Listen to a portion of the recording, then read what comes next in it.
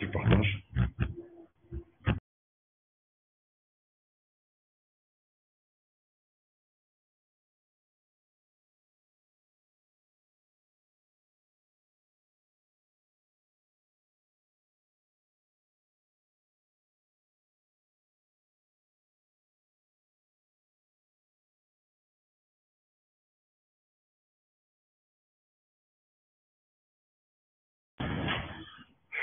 Alors, bonjour. Est-ce que vous m'entendez? Si quelqu'un peut me transmettre. Oui, docteur. Oui, très bien. Donc, désactivez vos micros, s'il vous plaît, pour qu'on puisse. Alors, vous avez vu hier. Bon, bonjour tout le monde. Vous avez vu. Enfin, vous avez fait hier un cours sur les systèmes de santé, définition. Et bon, c'est-à-dire, Dr Naïd, vous avez fait les différents systèmes de santé dans le monde.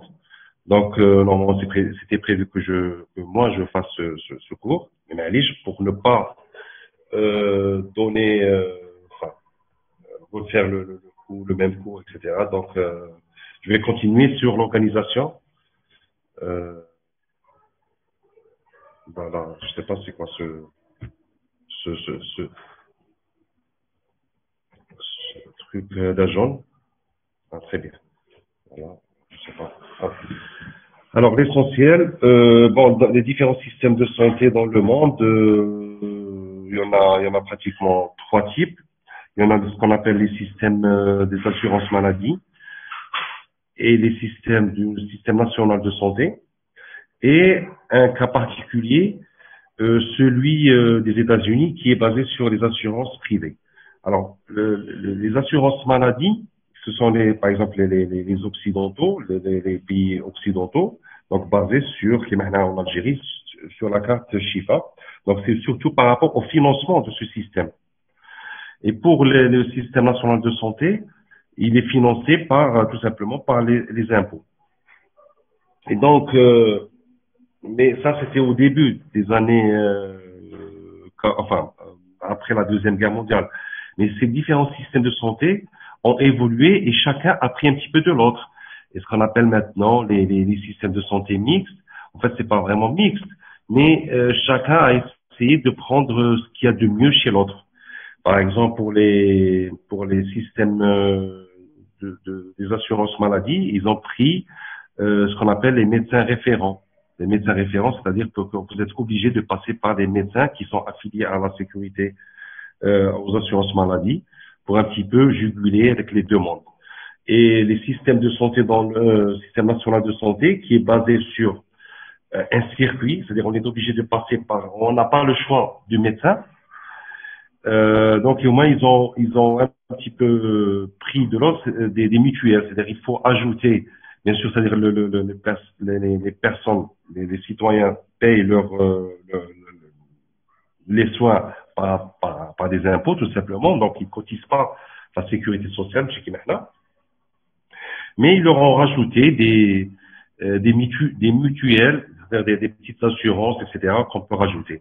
Donc chacun un petit peu a pris de l'autre pour affiner un petit peu son système de santé. En Algérie, le système de santé, il n'est pas vraiment mixte, c'est surtout un système d'assurance maladie. Et les assurances maladie, en Algérie, ne fonctionnent pas très bien.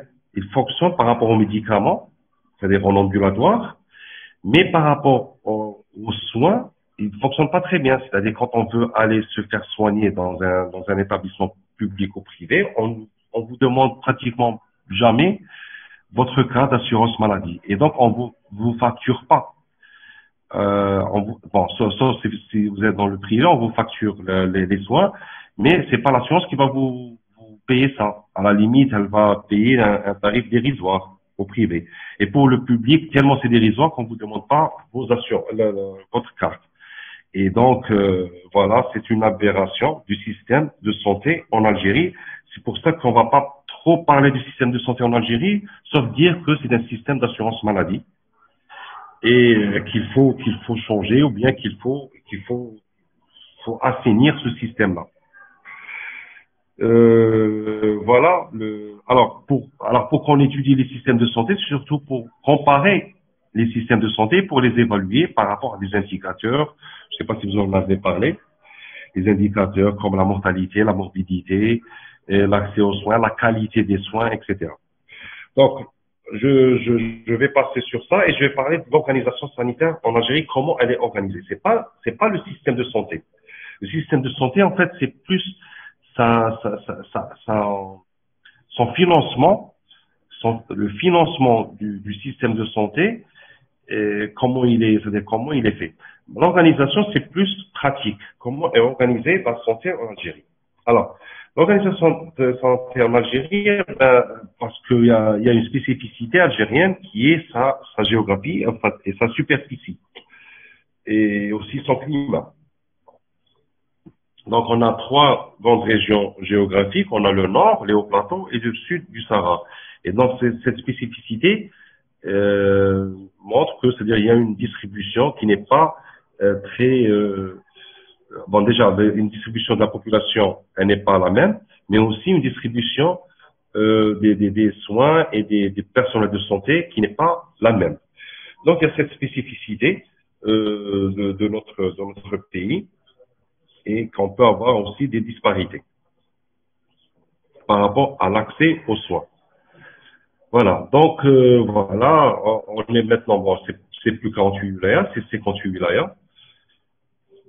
Donc, je dois mettre à jour un petit peu mes données. L'essentiel que même la population est à 40 millions et l'espérance de vie, elle est de 74. Alors, je ne sais pas si je vais mettre le pointeur. Voilà. Non, il y a un petit souci. Voilà, le pointeur.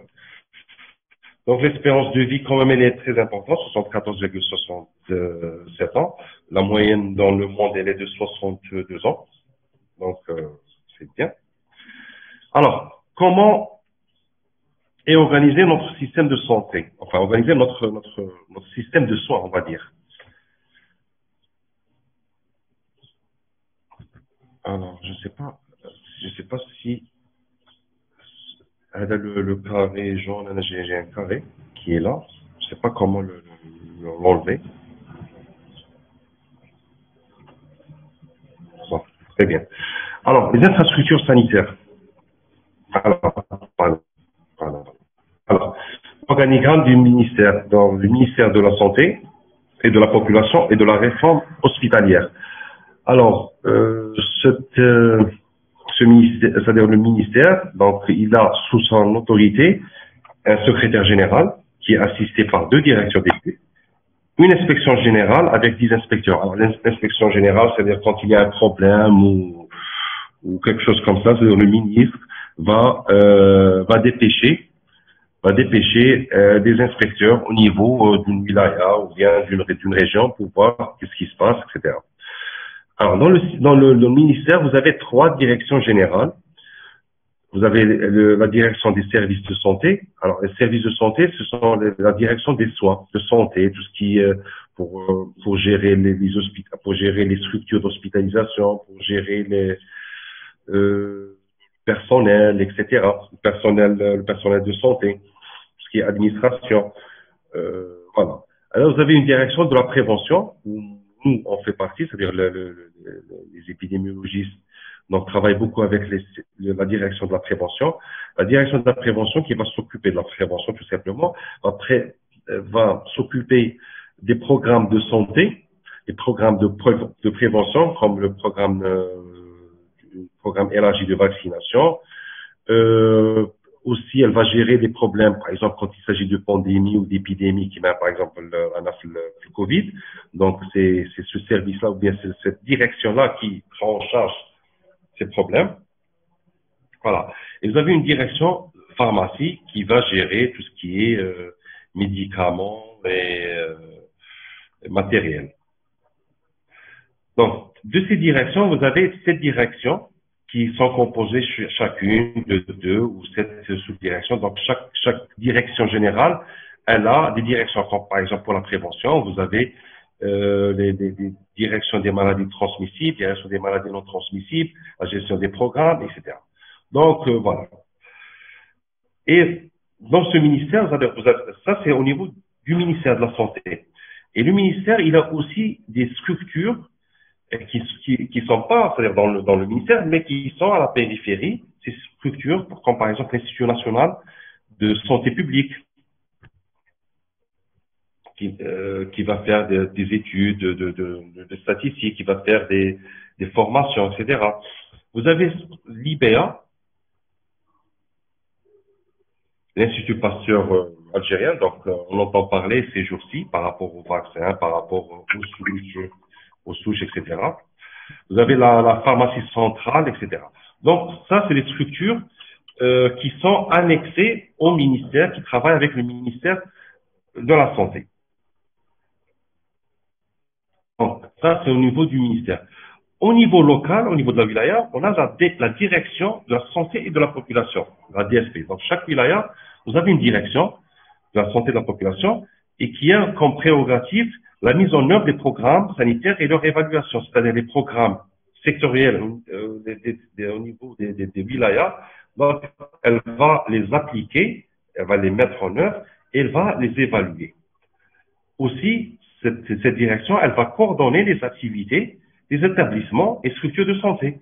Donc, vous avez vous avez un CHU, vous avez par exemple des EPH, des établissements hospitaliers, des établissements de soins. Et donc, son rôle est un petit peu de coordonner ces structures-là.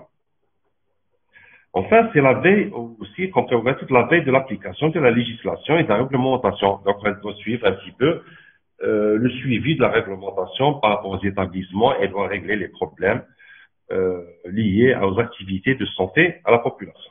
Donc ça, au niveau national,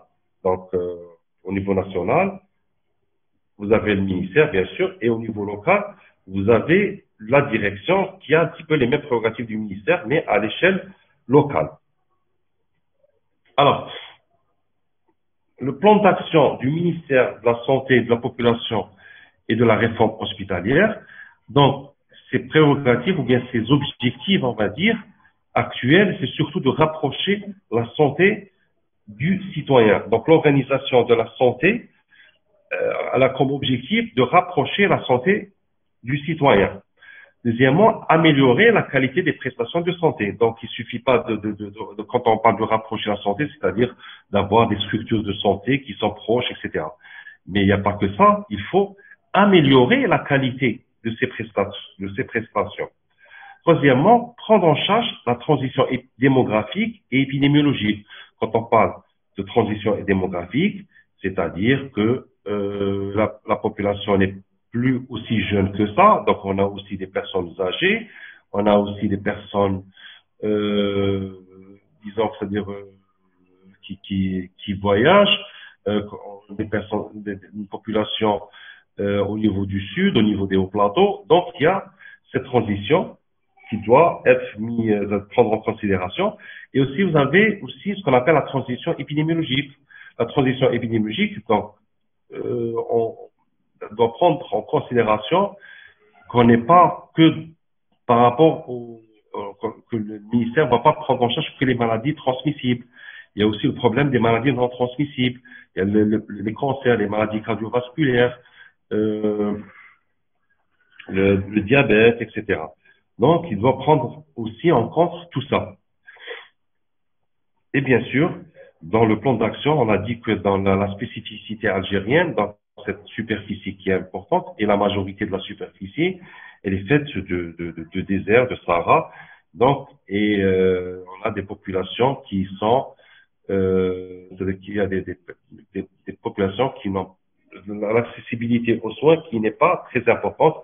Donc, l'objectif un petit peu du ministère, on va dire que c'est effacer cette disparité géographique. Et bien sûr, maintenant qu'on est en crise économique, il faut le souligner, il faut rationaliser cette gestion-là par rapport aux moyens humains et matériels. Donc, par rapport à ça, donc il y a ce qu'on appelle l'organisation sanitaire. Alors, comment elle est organisée? Alors, avant de parler d'organisation, c'est-à-dire quelles sont les structures, les infrastructures sanitaires existantes en Algérie? Qu'est-ce qu'on a? Alors, la prise en charge de manière intégrée et hiérarchisée des problèmes de santé de la population est assurée au niveau de différentes structures de santé. Alors, quand on parle de manière intégrée, c'est-à-dire qu'il y a euh, plusieurs, euh, plusieurs systèmes, etc., plusieurs intervenants qui est un petit peu complexe. D'accord? Donc, plusieurs choses qui font qu'il y ait une prise en charge. Donc, c'est pas qu'une seule structure. Donc, c'est plusieurs structures qui vont permettre cette prise en charge. C'est ça le terme, il est expliqué par le mot intégré. Et hiérarchisé, c'est-à-dire qu'il y a des niveaux d'intervention. Donc, certaines structures vont intervenir en premier et certaines structures vont intervenir bien après. Donc, la prise en charge, elle est intégrée, c'est-à-dire il y a plusieurs structures, et hiérarchisée, il y a des niveaux. Donc, prise en charge intégrée et hiérarchisée des problèmes de santé de la population. Alors, vous avez d'abord ce qu'on appelle les EPSP. Alors, ce sont les établissements publics, donc publics, de santé de proximité. Alors, ces établissements-là, en fait, c'est un directeur où il a plusieurs structures à l'intérieur qui sont plus ou moins proches de la population. Alors, vous avez des polycliniques et des salles de soins. Donc, voilà. Donc, tout ce qui est salle de soins, on connaît un chauffeur, et les polycliniques, متعدد الخدمات généralement هذوما العيادات متعدده الخدمات. Donc ça c'est pratiquement à la périphérie. Vous avez aussi dans ces EPSP, ces établissements, vous avez ce qu'on appelle des maternités qui sont au niveau des polycliniques ou bien au niveau des salles de soins. D'accord? Vous avez aussi, on peut avoir dans une maternité qui est autonome. On a aussi des PMI. PMI, c'est une unité de protection maternelle et infantile. Là où on fait les consultations des femmes enceintes, on fait aussi un travail de la vaccination de la femme, des enfants, etc. Donc, des PMI. Les PMI, ils peuvent être au niveau des salles de soins, ils peuvent être des polycliniques ou bien carrément une salle de PMI. On a aussi dans les EPSP des centres d'hémodialyse où on peut avoir carrément un centre qui est autonome, ou bien dans une polyclinique, on peut avoir un petit centre d'hémodialyse. Vous avez dans ces polycliniques aussi, on a des EPSP, on a des services de médecine de travail et des CMF. Les CMF, ce sont les services d'épidémiologie et de médecine préventive. D'accord? Où moi je fais partie. Vous avez des CMF au niveau des CHU et vous avez des CMF au niveau des EPH et au niveau des EPSP. Vous avez aussi des unités de cytopathologie, le dépistage du cancer du col. D'accord? Ce sont des unités pour prendre en charge un petit peu tout ce qui est dépistage des cancers. On a aussi des unités de dépistage du cancer du sein fixe et mobile. Ce sont des unités de radiologie pour faire des mammographies. Donc voilà le PSP. Le PSP, il est fait je répète, de polycliniques et généralement de polycliniques et de salles de soins. Et dans ces polycliniques et de salles de soins, on a des maternités, on a des PMI, des hémodialyses, des CMF, des services de médecine de travail, des unités de cytopathologie et des unités de dépistage. Ça, c'est pour le public. En parallèle, ça, c'est vraiment de proximité. En parallèle, vous avez des cabinets privés. Alors, des cabinets privés, c'est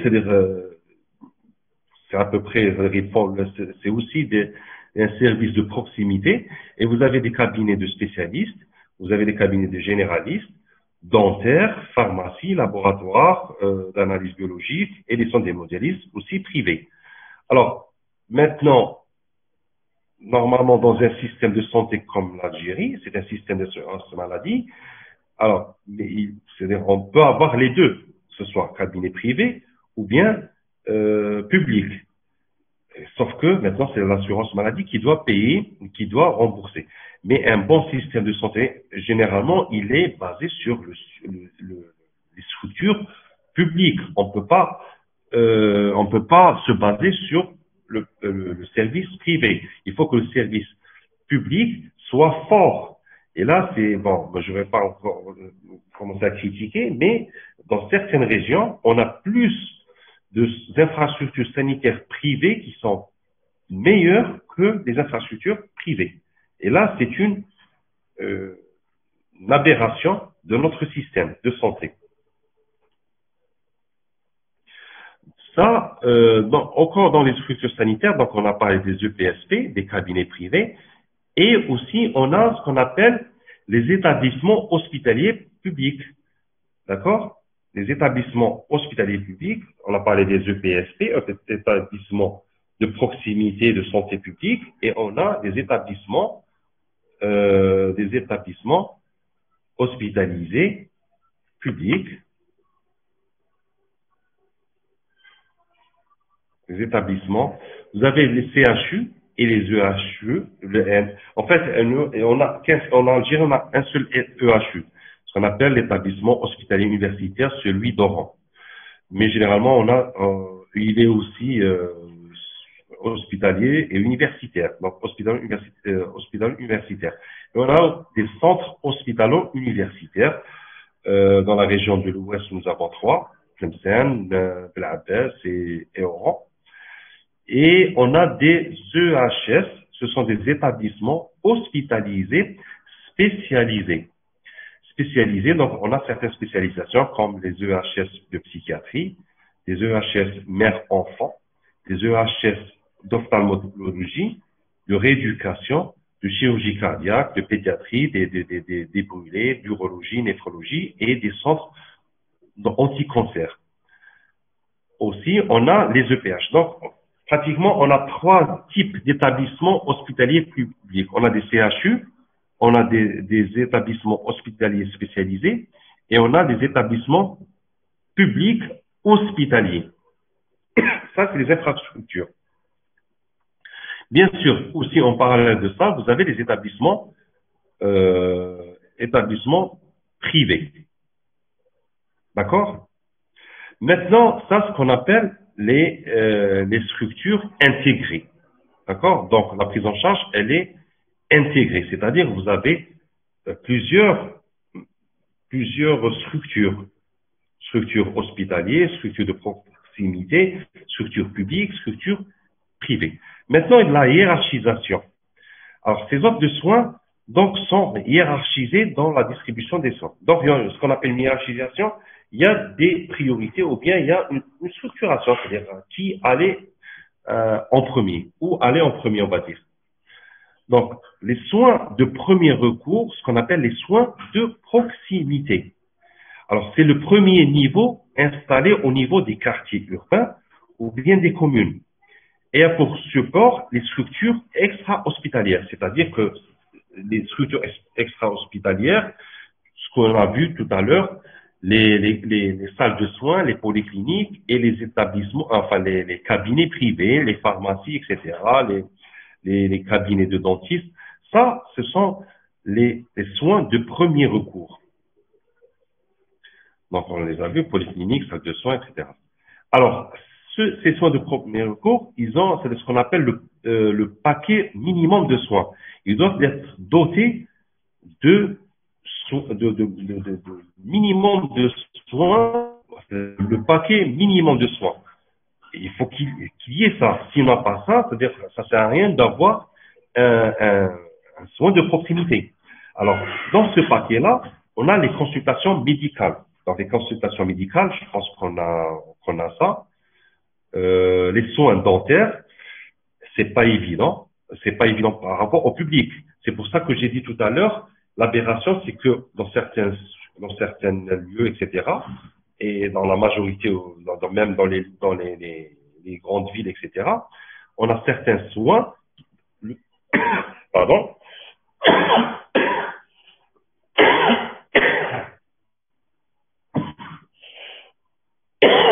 excusez-moi. Donc, le privé a plus de poids que le public. Par exemple, comme dans les soins dentaires, les soins pour la mère et l'enfant. Par exemple, les établissements de gynécologie, enfin les cabinets de gynécologie, etc. Donc, on va les voir plus au privé que le privé, que le public.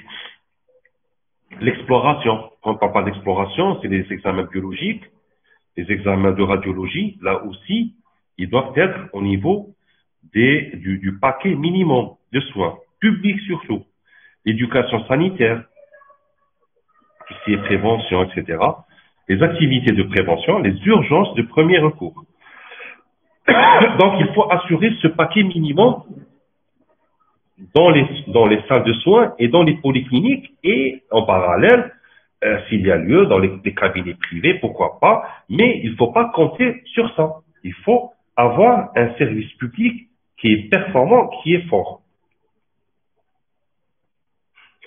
Alors, l'offre de soins de deuxième recours. Alors, c'est-à-dire, et c'est ça, quand on voit le système national, le système national, on a vu les systèmes, vous avez vu les systèmes des assurances maladie et les systèmes national. Le système national, justement, il est basé sur cette hiérarchisation. On est obligé de passer par les systèmes périphériques de proximité. On ne peut pas aller vers le deuxième recours. Mais quand on a une assurance maladie, on peut aller directement. Et ça, c'est une aberration aussi.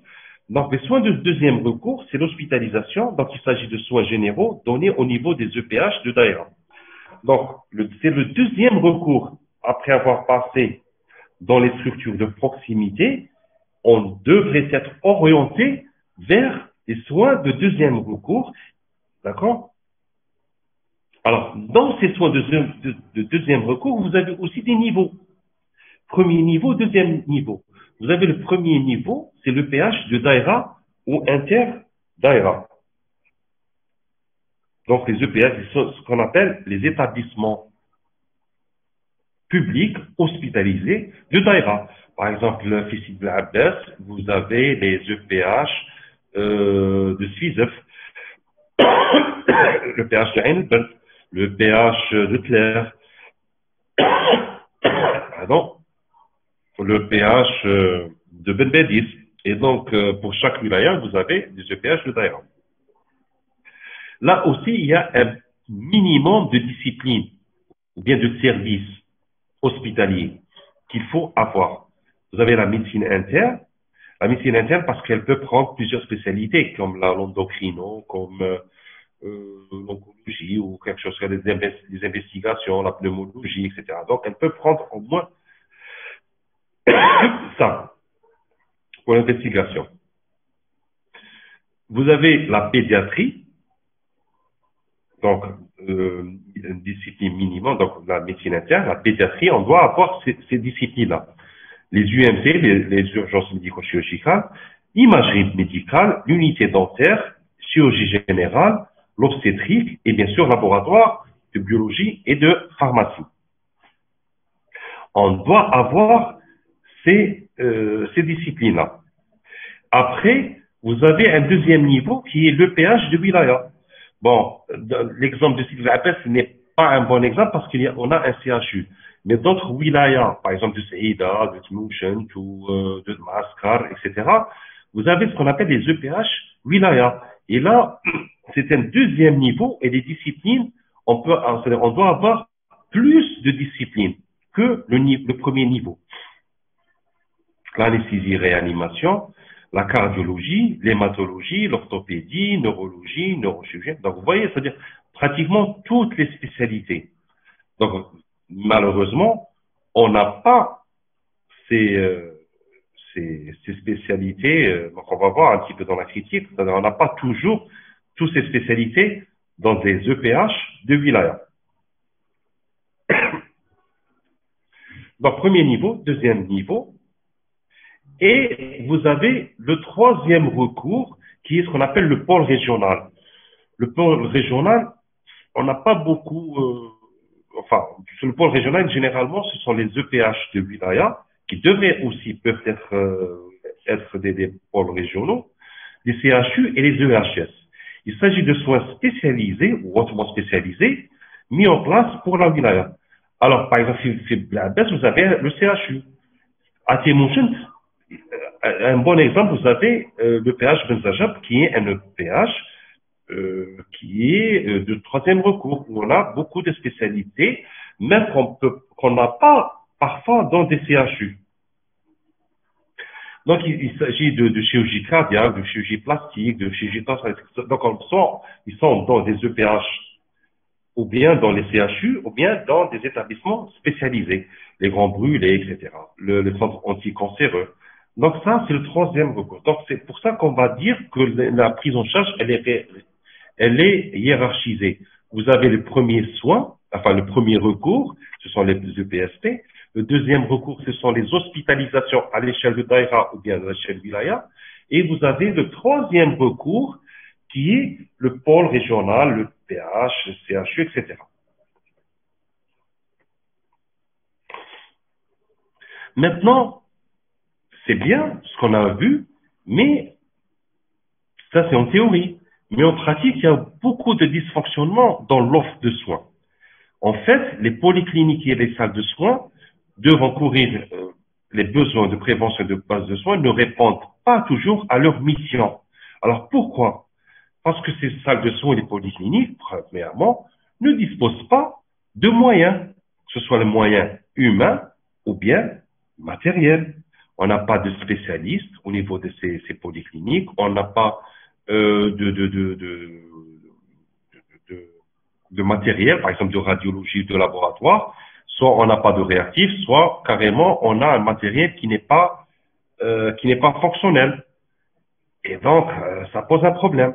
Donc c'est pour ça que les personnes vont directement à un autre niveau directement. Donc ils passent pas par cette étape qui est la proximité. Donc les populations s'orientent vers les structures d'un niveau supérieur, qui est le PH, le HS, le CHU, et donc là, une confusion entre les structures en charge et la prévention. Par exemple, quand il vient au CHU, au niveau il faut passer par les polycliniques, par la salle de soins. Vous avez une salle de soins. Pourquoi, par exemple, la pédiatrie, pourquoi vous venez au niveau du CHU faire une consultation de pédiatrie? Et donc, on retrouve un encombrement important au niveau du CHU. Parce que tout simplement, ils ne trouvent pas soit de médecins, soit de moyens à leur niveau. Et donc, voilà. Ça, c'est le deuxième dysfonctionnement. Donc, il n'y a pas. Donc, ils vont directement à un niveau supérieur. Et ça, c'est par rapport à la problème quantitatif, c'est-à-dire par rapport aux structures. Mais aussi un problème de qualité des prestations. La qualité des prestations au niveau de la périphérie, comme au niveau des structures centralisées, on va dire, des structures des hospitalisations. Donc, ces paramètres les plus significatifs à l'origine de l'insatisfaction des usagers, mais aussi de la démobilisation des personnels de santé. Donc, cette qualité de prestation va non seulement rendre les usagers furieux, donc on a vu pas mal de problèmes par rapport aux personnes, donc ils s'énervent, carrément, ils se révoltent, mais aussi, même le personnel de santé, il est démobilisé. Il va pas travailler, c'est-à-dire le rendement terrain n'est pas à 100%, donc il va être démobilisé. Et parmi ces problèmes-là, on retrouve l'absentéisme, le mauvais accueil des usagers et les problèmes d'information et de communication. Les usagers ne comprennent pas. Donc, pour lui, pour être pris en charge, mieux pris en charge, donc il doit passer, il va aller directement à l'hôpital, il va aller directement au CHU. Donc, tous ces dysfonctionnements, ils doivent être pris en charge. Et ces dysfonctionnements-là ont été retrouvés, c'est-à-dire parce qu'il y a eu, avant, il n'y avait pas cette organisation. L'organisation, elle était autre. C'est une organisation secteur sanitaire, etc. Donc, on ne va pas rentrer dans cette organisation. Elle est un petit peu ancienne, maintenant en 2017, quand même, il y a plus pratiquement faite après une quinzaine d'années. Et donc, le malade se trouve totalement désorienté, passant d'une structure à une autre sans une prise en charge. Et finalement, où est-ce qu'il va tomber? Il va tomber dans une structure privée. Malheureusement, c'est ça. Mais allez, une structure privée qui va être prise en charge par la sécurité sociale. Il n'y a aucun souci. Mais c'est pas le cas. Dans de pareils cas, les soins préventifs, les activités de santé deviennent des actions isolées, non intégrées, et dans un système où la coordination est une exigence, un élément de réussite. Donc, on va se retrouver où les soins de les soins de proximité vont être isolés un petit peu des soins d'hospitalisation. Donc, il n'y a pas cette coordination uniforme.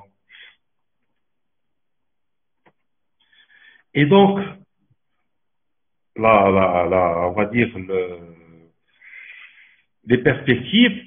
Donc, il faut changer tout ça. Il faut changer tout ça en prenant en considération le rapprochement de la santé du citoyen. Donc, il faut là, on rentre dans le système de santé. Quel système de santé choisir? D'accord? Quel système de santé choisir? Est-ce qu'il faut, on reste dans le système assurance maladie et l'améliorer? Ce qu'on appelle le mix aussi, à l'améliorer par cette hiérarchisation, mais il faut qu'il y ait une prise en charge des soins, que ce soit privé ou public. Donc, le rapprochement de la santé du citoyen, la hiérarchisation des soins à la place du médecin référent. Ce qu'on appelle le médecin référent, c'est ça. C'est les médecins de famille. Donc, on est obligé de passer par ces médecins-là. Et là, on est dans le système national de santé. On n'est pas dans les assurances maladie. C'est pour ça qu'il y a donc le système mixte. La réhabilitation de la prévention et des soins de base. Donc, là, dans les soins de proximité, il faut encourager les soins de base. Il faut encourager ce qu'on appelle avec le paquet minimum. Si on veut que la santé soit à proximité, etc., c'est un petit peu ça. C'est-à-dire donner aux citoyens une santé, c'est-à-dire des prestations de soins qui sont à sa proximité, mais ils sont de qualité quand même. C'est-à-dire une consultation médicale, dentaire, une exploration. Donc, il peut trouver à la proximité une radiologie, des examens biologiques, etc. C'est pas très coûteux, mais il faut que ce soit bien organisé, tout simplement. La prise en charge de la transition épidémiologique. Donc, on a parlé que maintenant, la transition épidémiologique, on parle pas c'est-à-dire, on va pas régler que les problèmes de transmission des maladies transmissibles. Les maladies transmissibles comme les maladies à transmission hydrique, les zoonoses, etc.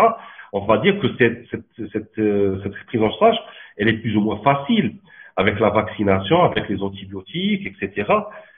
Le défi actuel, c'est les maladies non transmissibles. C'est la prise en charge à la proximité des maladies diabétiques, des maladies transmissibles comme le diabète, les maladies cardiovasculaires, les cancers, etc. Donc, prendre en charge aussi la transition démographique, le vieillissement de la population. Et là, c'est un défi pour l'Algérie et pour le système de santé en Algérie. La prise en charge des disparités géographiques, là aussi, c'est un problème qu'on doit prendre en compte. Donc, il faut trouver des solutions pour que cette population ait un minimum de soins, quand on parle de minimum, des soins de proximité, mais aussi des structures d'hospitalisation où on a des spécialistes, etc., qui sont à leur niveau. Donc, trouver des solutions. Il ne s'agit pas d'affecter des personnes pour une année ou deux, c'est pas une solution. Et ça, c'est pas qu'un problème de système de santé. C'est vraiment un problème politique national. C'est-à-dire comment avoir un système de santé qui est performant dans ces régions-là. et faire progressivement de la qualité des services une préoccupation majeure. Quand on parle de qualité, dans les systèmes de santé, il y a la qualité de prestation, il y a l'équité, il y a beaucoup de choses qu'on doit prendre en considération dans le système de santé. Il ne s'agit pas de dire, voilà, on a un hôpital fi Adrat, etc. On a un hôpital au niveau de Sidi Bel Abbas. Non, c'est pas des chiffres. Il faut qu'il y ait un hôpital de qualité. Il faut qu'il y ait une prestation de qualité au niveau de ces structures-là.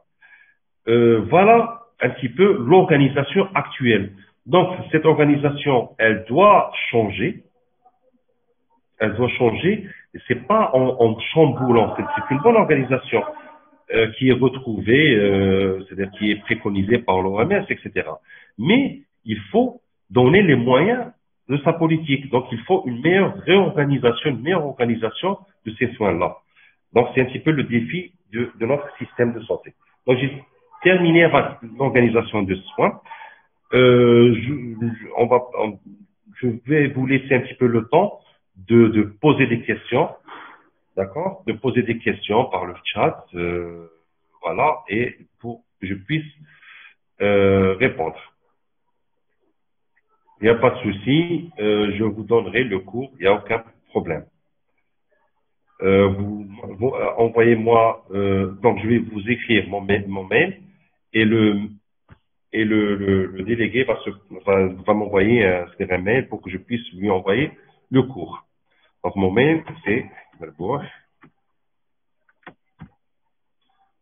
alors c'est mail.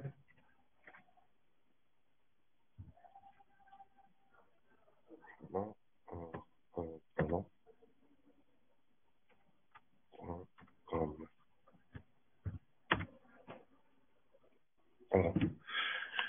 Alors, je vais voir les questions maintenant. Alors, doucement, donc on va commencer par la première. Demandez le cours, donnez-nous le cours, s'il vous plaît, déjà. Bluesman, donnez le cours, s'il vous plaît. Donc, quelle est la différence entre CHU et EHU? Alors, la différence entre CHU, ce qu'on appelle le centre hospitalo-universitaire, EHU, établissement hospitalo-universitaire. En fait, il n'y a pas de différence. Sauf c'est pour ça qu'il n'y a qu'un seul établissement hospitalo-universitaire. L'EHU, il a une organisation un petit peu spéciale. Il a un budget spécial. Il a un directeur nommé spécialement pour ça. Il a été fait comme ça. Donc, je sais pas, est-ce qu'il va changer après? C'est pour ça qu'on n'a pas encore rajouté d'autres établissements. On va dire qu'il a une organisation un petit peu spéciale, qui n'est pas, pour moi, qui n'est pas différente du CHU, parce que il fait aussi la formation, etc. Donc voilà, pour moi, c'est aussi un CHU. Voilà. Donc il y a ce qu'on appelle l'EHU d'Oran. Alors, très bien expliqué, merci. Alors, Bluesman, s'il vous plaît, dans un fichier, vous pouvez l'emporter. D'accord, il n'y a aucun souci. Alors, DCR, etc. C'est quoi la différence entre CHU et EHU au niveau d'Oran, par exemple? Ça y est, je pense que j'ai répondu à ça. Docteur, on est censé apprendre le nombre de lits et de structures pour l'examen. Alors, j'ai pas donné, non, non, pas obligé, parce que ça change. Et moi, je suis contre un petit peu tout ce qui est quantitatif. Donc, oui, il faut avoir un nombre de lits, etc., un nombre de structures, mais il faut que ces structures-là répondent à des exigences de qualité. C'est plus important. Et il faut qu'ils soient répartis d'une manière, disons, équitable. Alors, s'il vous plaît, alors iPhone, s'il te plaît, alors s'il vous plaît. Est-ce que Hedik, introduction, bon. Alors, je répondrai pas parce qu'on n'est pas ici dans le chat. Ouais, c'est Hedik. Pouvez-vous m'envoyer le cours? Je suis délégué. Alors, je préfère que vous, parce que là, je suis dans le PC de la fac. Donc, notez mon mail et vous m'envoyez un mail pour que je puisse vous répondre. ROU. C'est donc voilà. D'accord. Donc, si le malade habite près du CHU, est-ce qu'il doit toujours respecter la hiérarchie? C'est une question, alors c'est ME3, c'est une question très pertinente. Oui, il doit respecter la hiérarchie. C'est pour ça que le système anglophone, ce qu'on appelle le système national, on n'a pas le choix on n'a pas le choix du prestataire. On est obligé de passer par le médecin de famille et c'est lui qui va orienter.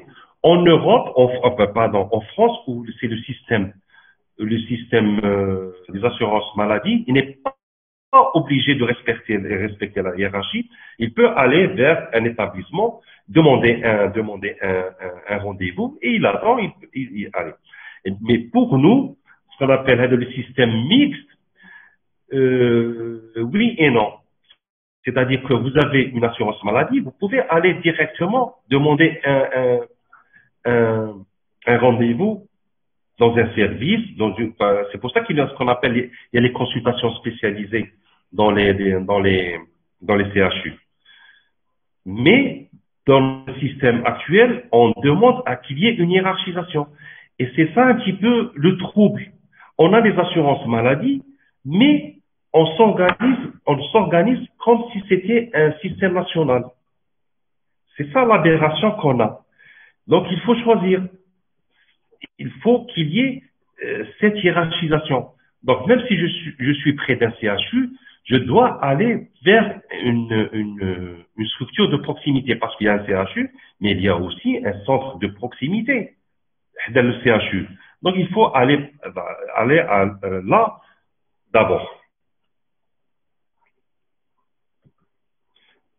Alors, pour les structures de santé relatives au secteur militaire et le secteur économique, pourquoi ce n'est pas mentionné? Alors, déjà, secteur économique, j'ai rien compris, j'ai pas compris que ça veut dire secteur économique, sauf si vous insinuez le secteur privé. Pour les structures de santé relatives au secteur militaire, je ne parle pas de ça parce qu'on n'est pas militaire, ils ont leur propre organisation. Le secteur militaire, il a sa propre organisation, il a son hôpital, il a des structures dédiées. Donc, c'est une organisation à part. Moi, je parle du public. Pour le secteur privé, il fait partie un petit peu de la santé en parallèle. C'est-à-dire, il travaille en parallèle. Quand on parle de parallèle, il doit être complémentaire et pas concurrentiel. D'accord? Quand on parle de concurrentiel, c'est-à-dire il peut être complémentaire par exemple dans des lieux, par exemple au sud, etc. Il peut être complémentaire, mais il faut qu'il y ait ce remboursement des soins, etc. Mais pas complémentaire comme ça. Alors, HP, donc docteur, on peut dire que le système Algérie est mixte. Oui et non. Parce que normalement, il est assurance maladie. Il doit être mixte, c'est-à-dire quand on oblige un petit peu les personnes à suivre une certaine hiérarchie. Or, ce n'est pas le cas. D'accord? Donc là, il faut bien affiner ce système-là. Il n'est pas encore mixte parce qu'on ne peut pas obliger les personnes à passer par une hiérarchie, etc. Donc, oui et non, oui et non. Voilà. Mais normalement, nous sommes dans le système assurance maladie parce qu'on cotise par rapport aux assurances maladie. Sauf quand on va au niveau d'une structure hospitalière, que ce soit à proximité ou dans un CHU ou dans un EPH, on nous demande jamais notre assurance. Et ça, c'est une aberration. Ça, c'est une aberration. Parce que si on vous demande, c'est-à-dire qu'on va vous facturer. Et c'est l'assurance qui va rembourser. Donc, je ne sais pas. Alors pour moi, c'est pas mixte. On est dans les assurances maladie. Est-ce que les services d'épidémiologie ont le droit de proposer des solutions proposer des solutions pour cette situation sanitaire catastrophique? Ben, c'est pas le sujet du cours, d'accord? C'est pas le sujet des cours, mais bon, je vais essayer de répondre. Ça, c'est le MED 2. MED 2. Alors, les services d'épidémiologie et de médecine préventive, ils ont des prérogatives, ils ont des activités. Donc, la proposition des solutions, elle doit se faire par tout le monde, par le personnel de santé, par les associations, par tout le monde. On doit trouver des solutions. Pour les situations sanitaires catastrophiques, ils font partie des moyens de lutte pour les situations sanitaires catastrophiques, etc., comme les tremblements de terre, etc. Donc tout ça, les services d'épidémiologie travaillent par rapport à ça, par rapport aux épidémies. Donc, mais les solutions doivent se faire par tout le monde et pas que par la santé. Donc la santé est l'affaire de tout le monde. Alors Lola, s'il vous plaît, docteur, pouvez-vous répéter la signification de la hiérarchie et l'intégration? L'intégration veut dire quoi? L'intégration, c'est-à-dire une prise en charge. Quand on parle de prise en charge intégrée, c'est une prise en charge qui est faite par plusieurs structures, c'est-à-dire plusieurs intervenants. On a les structures de proximité publiques et privées, on a des structures hospitalières publiques et privées. Donc ça, c'est intégré. Une prise en charge hiérarchisée, il faut suivre un ordre de prise en charge. D'abord de proximité, même des hospitalisations au niveau des daïras et au niveau de la wilaya et au niveau des CHU et des hôpitaux de pôle, de spécialisés, etc. Ça, c'est la hiérarchisation. Voilà, j'espère que j'ai répondu. Alors, Bluetooth, qu'est-ce qu'il dit? On a des structures qui appartiennent au ministère de Défense. Est-ce qu'ils entrent dans l'organisation de la... Bon, j'ai pas compris ministère de Défense. Sinon, pour reformuler votre question, la structure qui appartient au ministère et est-ce qu'il entre dans l'organisation de santé?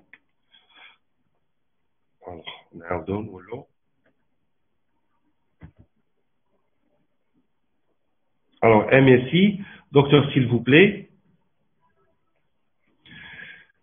le système libéral, pour le système libéral, est-ce que l'assurance est consacrée que pour les riches? Alors, le système libéral, dans les différents systèmes de santé, vous avez les systèmes de santé, assurance maladie, vous avez les systèmes santé, le système national de santé, les anglophones, et vous avez le système américain qui est un petit peu spécial, c'est le système des assurances privées. En fait, c'est le même principe que les systèmes, les assurances voitures. Plus vous payez, plus vous êtes bien pris en charge. C'est-à-dire que votre assurance vous paye les soins. Et les assurances maladies, c'est les assurances maladies publiques qui doivent répondre vous allez rembourser les soins généralement publics. Mais normalement, elles devraient aussi rembourser les soins privés. Chose qui ne se fait pas, parce que la tarification, elle est faite sur qui est désuète, qui est une tarification très très ancienne, dans le siècle passé. Une radiologie qui est remboursée 100 dinars, 10 000, c'est une aberration. Or que dehors, elle est à 2000 dinars. Donc, on va dire que il y a un souci, et les autorités, il faut qu'ils prennent, c'est-à-dire quand on parle du système de santé, c'est surtout le financement, comment il est financé. Quand on paye, moi je paye une assurance maladie, il faut que cette assurance me paye mes prestations, c'est-à-dire me paye mes dépenses de santé. Or qu'on ne nous paye pas, on dit qu'elle est gratuite. Non, elle n'est pas gratuite, la santé en Algérie. Parce que on nous fait croire qu'elle est gratuite, mais non, nous on paye une cotisation. Sauf que quand on fait des soins dans le public, on nous donne pas une facture. Et cette facture-là, elle doit être remise aux assurances pour qu'elles payent cette facture. C'est pour ça qu'on nous dit qu'elle est gratuite. Non, elle n'est pas gratuite. Quand je pars au privé, elle n'est pas gratuite. On nous facture. C'est-à-dire que la facture, normalement, je donne à mon assurance pour qu'elle me paye ces prestations-là. C'est faisable qu'elle aura un privé, il y a une facture, aura des assurances maladie, mais au lieu de me facture, c'est-à-dire au lieu de me rembourser les 2000 dinars, il va me rembourser sur les 100 dinars. Et c'est pas normal. Alors, docteur, s'il vous plaît, j'ai pas compris le but de l'assurance maladie. Ce que je viens de dire. L'assurance maladie, on paye des assurances, on cotise des assurances, et quand on va aller se faire soigner, on nous soigne et on nous facture, et les assurances vont rembourser ces prestations. Exemple, si vous allez en France, on va vous soigner, mais on va vous facturer d'abord. Voilà, si vous voulez être soigné, voilà combien vous allez payer. Pour un Français, un citoyen français, j'ai pris ça comme exemple, un citoyen français, on va lui donner une facture et les assurances maladie vont lui rembourser ou bien va payer directement l'hôpital à raison de 80%, de 70%, mais il va payer ces actes-là. Par contre, un étranger ne va pas, c'est-à-dire il n'a pas une assurance, c'est-à-dire que le bled. Donc, il va payer l'intégralité des soins à l'étranger. Et l'aberration, par exemple, un Italien ou un Français, quand il est ici, généralement, vous avez, par exemple, une personne qui vient ici, même en touriste, quand il tombe malade ou là pour les soins, eh ben, il va être soigné gratuitement. On ne va pas lui facturer. Ça, c'est une aberration.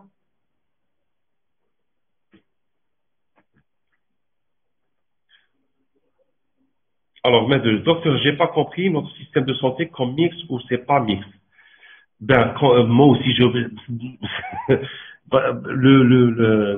vous n'avez pas compris, ça veut dire que vous avez bien compris. C'est-à-dire que notre système, c'est une assurance maladie, mais qui ne va pas au bout.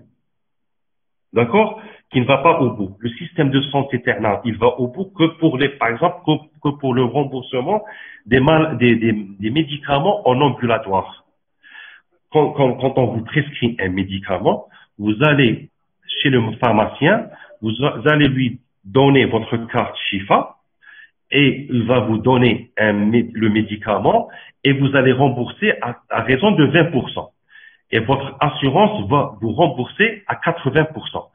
Ça, c'est les assurances maladie, mais qui n'est fait que pour les médicaments. Quand il s'agit de soins, l'assurance maladie ne fait pas son travail, tout simplement. Quand on va dans un hôpital, normalement, on nous soigne, ou là, on fait un scanner, ou on fait on attend la carte Shifa, et on va payer que, par exemple, les 20%. Chose qui se fait pas.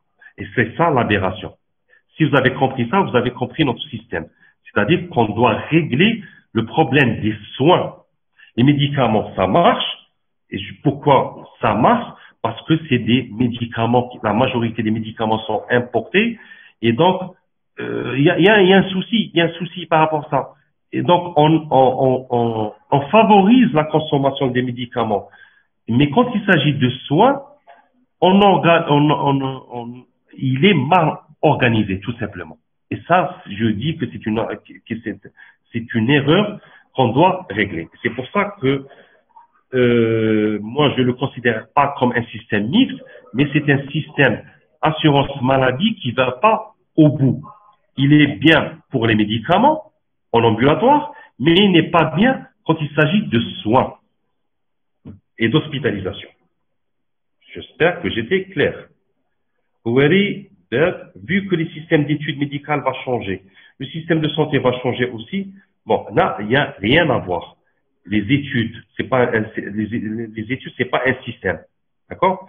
C'est des études médicales, c'est un programme de santé par rapport aux besoins, etc. Le système, c'est autre chose. J'ai dit un système, il est basé sur le financement. Comment il est financé et comment il est remboursé. C'est-à-dire, et comment il est organisé. Qui met l'organisation. D'accord? Ça n'a rien à voir. Merci, donc, le tout d'accord. Mettre le système assurance maladie. Oui, système, bon, c'est pas une question, c'est-à-dire, j'ai parlé du système assurance maladie, qui maintenant a chiffre. Système assurance maladie est le même que le système sécurité sociale. Oui, c'est la même chose. Sécurité sociale, c'est la même chose que dans le monde, c'est les assurances maladie. كل واحد كيما يسميه حنا نسموه sécurité sociale, sécurité médicale, tout ce que vous voulez.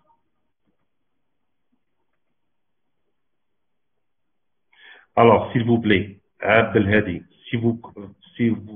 soit vous écrivez en arabe, soit vous écrivez en français.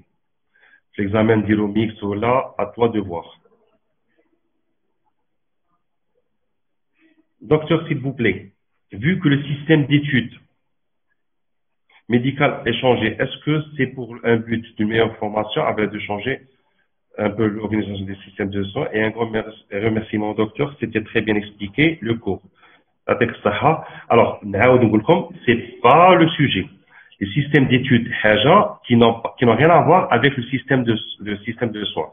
Pour en venir, si vous voulez que je parle un petit peu du système d'études, avoir le système d'études, le programme d'études, il a changé parce que on m'a fait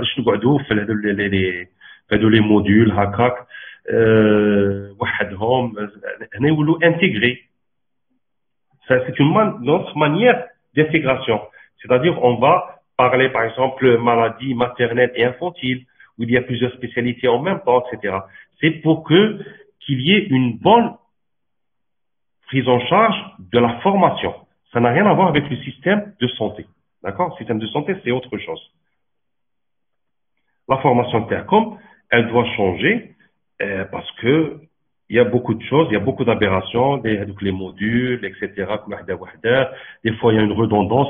Tu as fait un module, tu as la même chose fait un autre module, ou là, tu as un module, et après, vous avez 2 ans après, vous allez reprendre les modules.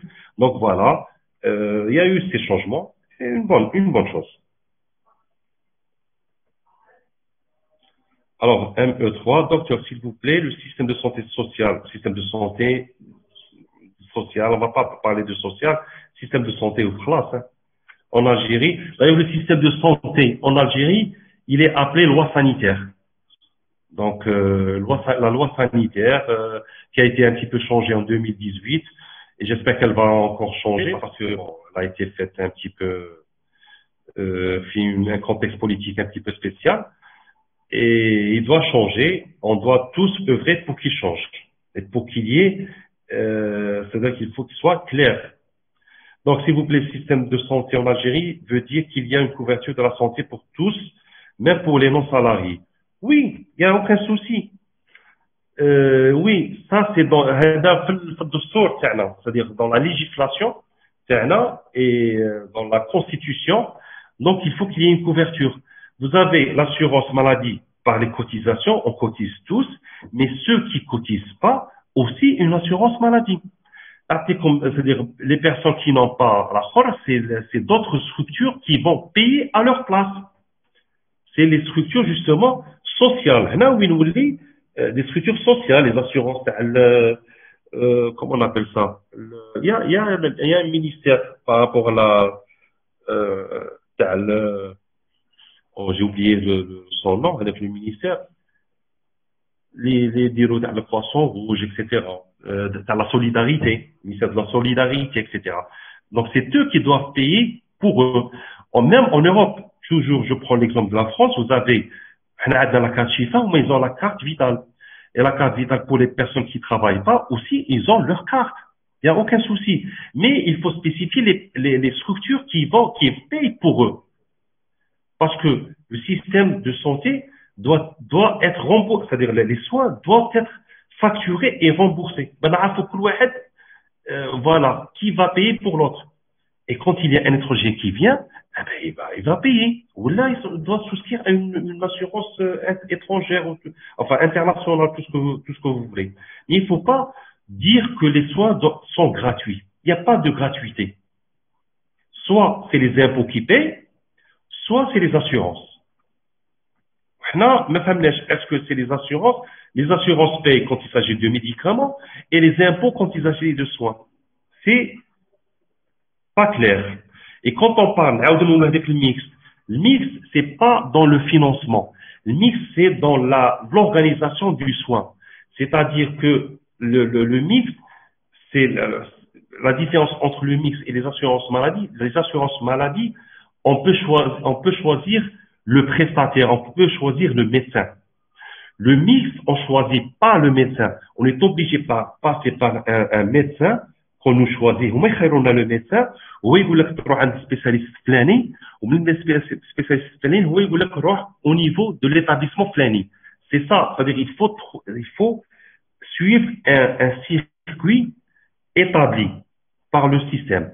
Pour les assurances maladie, non, on a le choix du prestataire.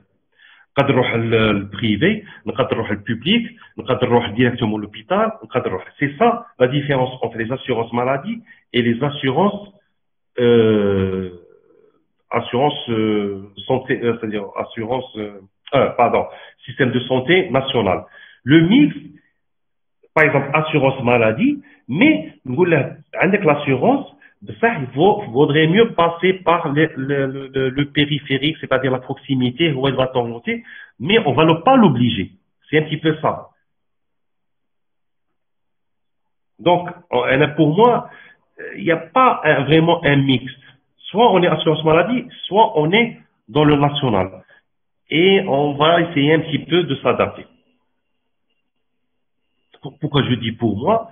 Parce que les systèmes de santé évoluent. Donc, on ne peut pas faire un classement. Donc,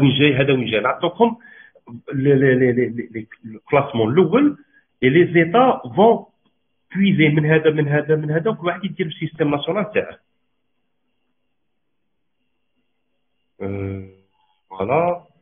HP. Donc, normalement, même quand on se fait soigner chez un médecin privé, on devrait être remboursé. Ce n'est pas le cas. Ben oui, oui, vous pouvez être remboursé. Sauf si l'assurance maladie, elle va vous rembourser. Mais elle ne va pas vous rembourser par le prix réel. C'est-à-dire, déjà, la tarification, elle n'est pas normale. C'est-à-dire, il va vous facturer tant, ou l'assurance, elle va vous donner tant. C'est pas normal.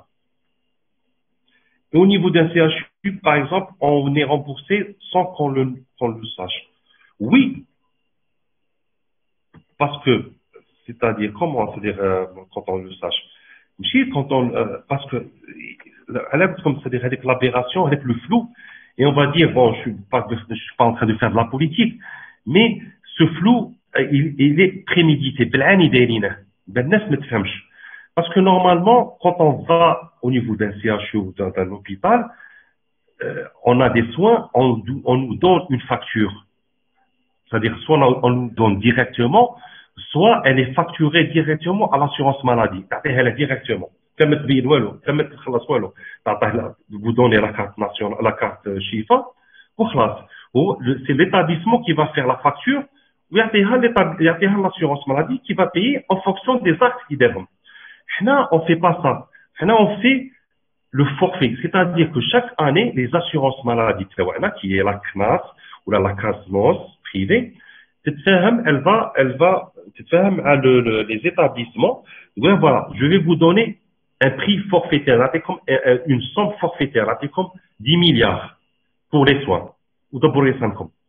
C'est sûr que les 10 milliards, et l'État va aussi donner 10 milliards, donc, le directeur ou là, pourquoi il va facturer? Ça ira à la somme. L'IG, il se dit par rapport à les soins. C'est ce qui se passe. Or que normalement, non. L'argent doit venir après l'acte, mais pas avant l'acte. Quand il me donne l'argent avant l'acte, on va les distribuer. Normalement, on se fait soigner, même ben, on se fait rembourser. Soit la CNAS, ou la carte, étranger, une carte, il faut payer. Donc, c'est ça l'aberration. Donc, on n'est pas remboursé, mais on est remboursé, on va dire, a priori, par un truc forfaitaire. C'est un petit peu compliqué, mais ils le font exprès. C'est un système qui est un petit peu Je le dis absurde. Absurde. Et excusez-moi de cette franchise, mais pour moi, c'est un petit peu révoltant. Voilà, merci. Vous êtes c'est ça, le ministère de la Solidarité. C'est elle qui doit prendre en charge les personnes qui travaillent pas, qui cotisent pas. Voilà, merci. Avec comme ça, voilà.